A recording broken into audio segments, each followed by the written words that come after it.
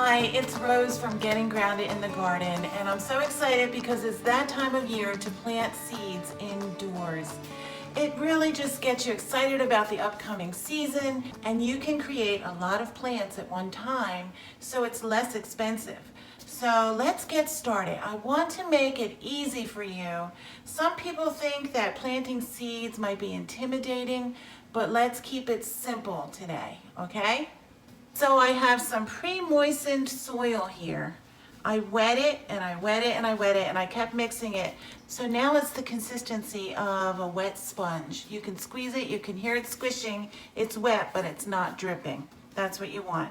This is basic seed starting mix. You don't ever want to start your seeds with potting soil or a planting mix or compost at this time, unless the directions tell you so. We're going to take this seed starting mix, put it in a container. As you can see, I have a container. It's not something I had to go out and buy. It's just salad mix container. And this will work really well for the plant I want to put in here because these seeds have to go 2 inches deep. Okay, you want to make sure it goes out to the edges. Tamp it down lightly. I have some sweet pea seeds here. They're so cute, little sweet peas. And I have a perfect sunny spot for them. Okay, so if I can at least open it. Now, as with all seed packets, you'll get the information that you need. This says to plant 2 inches deep, and they will germinate in 10 to 14 days. I'm poking a hole with my finger. You can use any other kind of poking stick, a straw, something that can go about 2 inches deep. Okay, 1 or 2 seeds in each hole. Now, not all seeds are viable, so it is a good idea to plant a little extra than what they tell you. And if you end up with 2 little seedlings instead of 1, you'll determine which one looks healthier and just snip off the other one. Especially if you're a beginner, you really don't want to be trying to pull them apart and mess with those delicate little roots when they are just young, tender seedlings. 1, 2, 1, 2. Ah, that was the perfect amount. Okay, so you want to cover the hole gently. I'm going to add a little extra soil on top because I don't think that was quite 2 inches.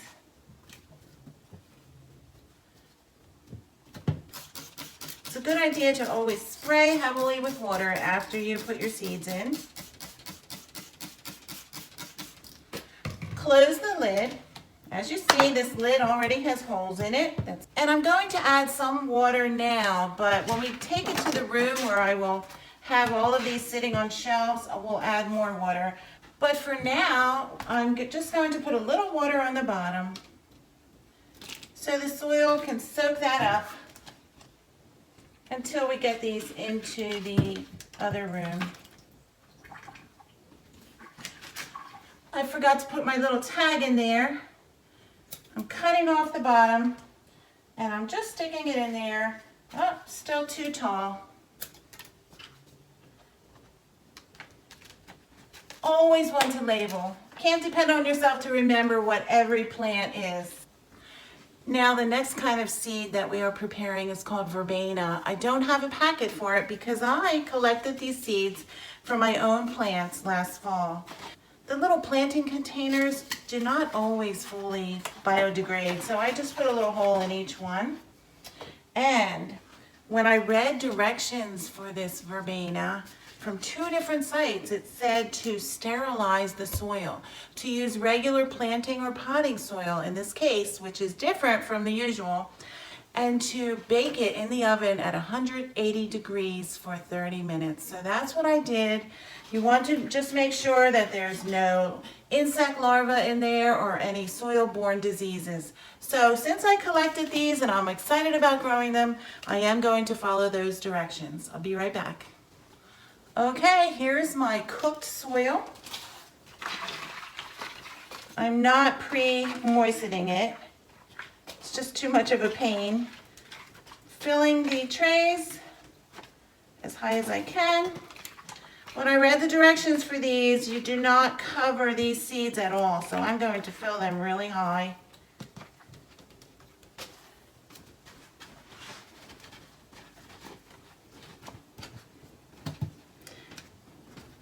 Tamp them down lightly. Okay, let me just take them out for a second. Empty out the extra soil. Put these back in. Next, we wet from the bottom.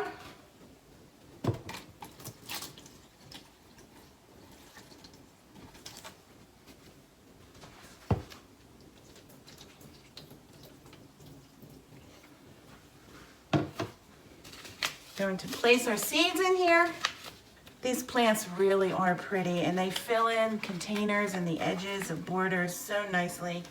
So here's the seeds.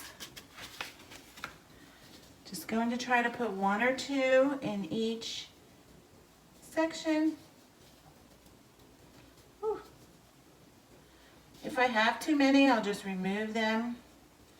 And like I said, not all seeds germinate, so I'll be lucky to have 1 germinate in each cell here.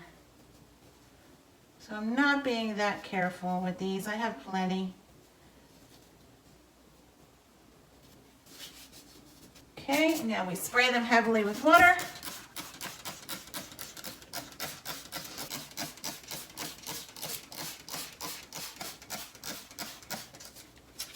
Look at that, most of the water from the bottom was already soaked up into these cells. I have plenty for next year, so I'll put these back in the refrigerator for next year, or I can share them with people. This is one seed that you can't sow directly outside. Just doesn't work. Now, most other plants get a nice clear dome on top, but not these verbenas. It says to put a black plastic covering over the tray and to check it every day and spray with water every day. They should take 20 to 30 days to germinate, and at that point I can remove the cover and then give them some light. Most plants require 16 hours of overhead light per day. Now in this tray it has 40 cells, so I'm going to fill it up with our pre-moistened soil. I am planning to start 4 or 5 different types of plants in this tray.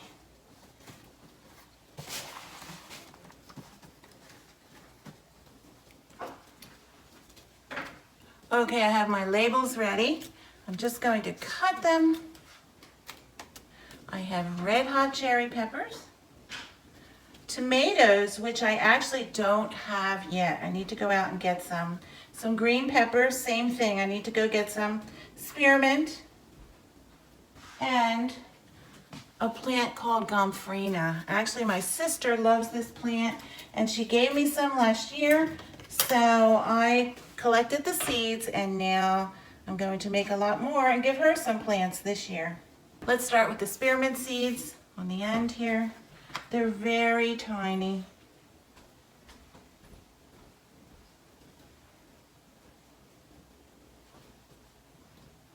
First 2 rows of spearmint. And as you know, spearmint has to stay in containers unless you want it to spread wildly all around the whole area of your yard. It's unstoppable.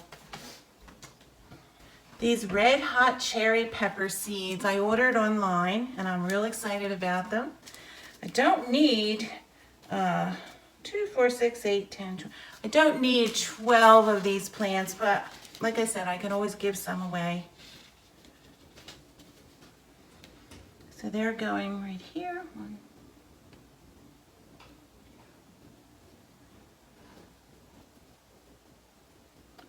Okay. And it's really important that no matter what you choose to plant, do your research, read the label, even go online or look in books to find out everything you can about them.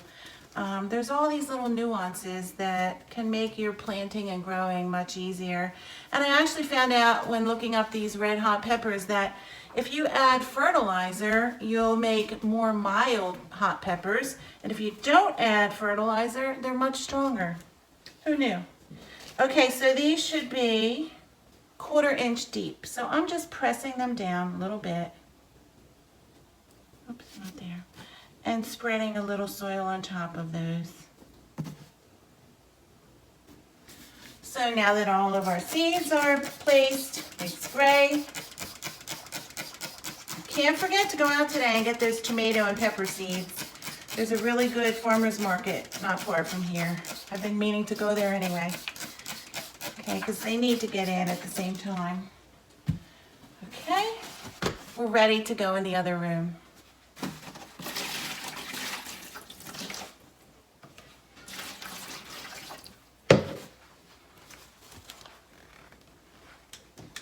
Okay, so my seeds have their new home here. I'm putting a lid on this tray. So now all trays have a lid. And I want you to notice underneath I have heat mats. I have 1, 2. So these 2 trays are sharing this heat mat here. And I turn them on and they should keep at a temperature of between 70 and 75 degrees. The heat mats really are essential if you want your roots to grow. Now all or most seeds need 4 things. They need soil, they need heat, they need moisture and light. So we have the right soil. It's moist already. I did add a little more water on the bottom of the trays once I put these in here. And we have heat. Now I do have some lights set up here. I have an LED light, very inexpensive LED light, and 2 other LEDs. So when the seeds start germinating, it will be time to turn on the lights for 16 hours a day. No, you shouldn't have them on all day and no shorter than that. It's really important that you have a timer set up so that your lights will come on at the right times. So let me just show you these white LED lights are more focused and they have different strengths and I can move them closer or farther away.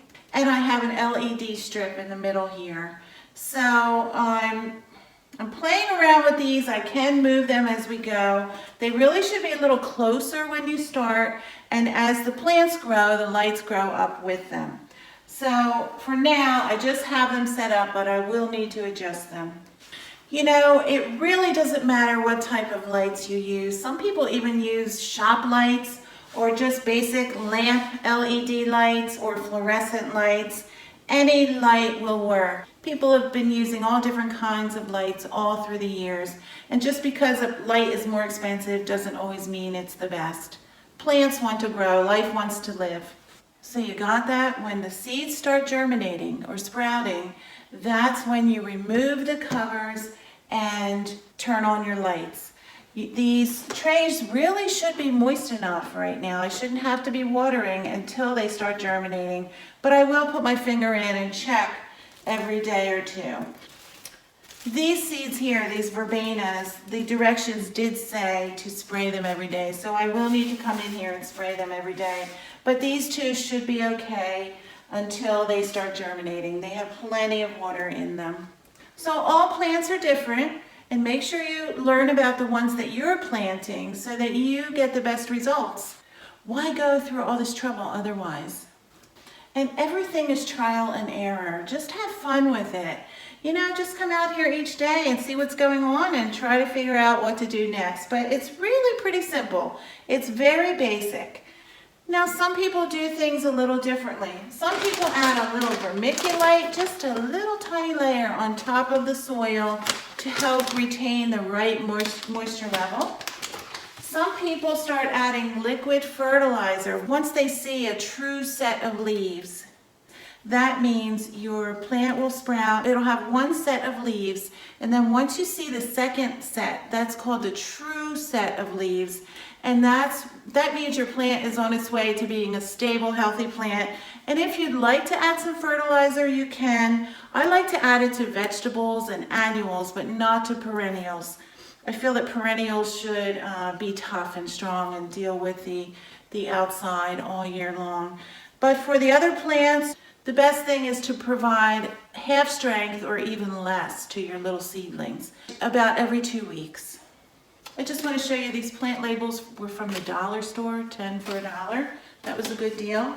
Okay, another thing you need to know, once you remove the covers and you have your true set of leaves, you want to have a fan nearby blowing on the plants at a very low speed, and you can move it from one side to the other if you'd like. When you get that fan in there, that helps to avoid any kind of fungus or airborne diseases that might want to develop, and it also starts getting the plants ready for the outside wind.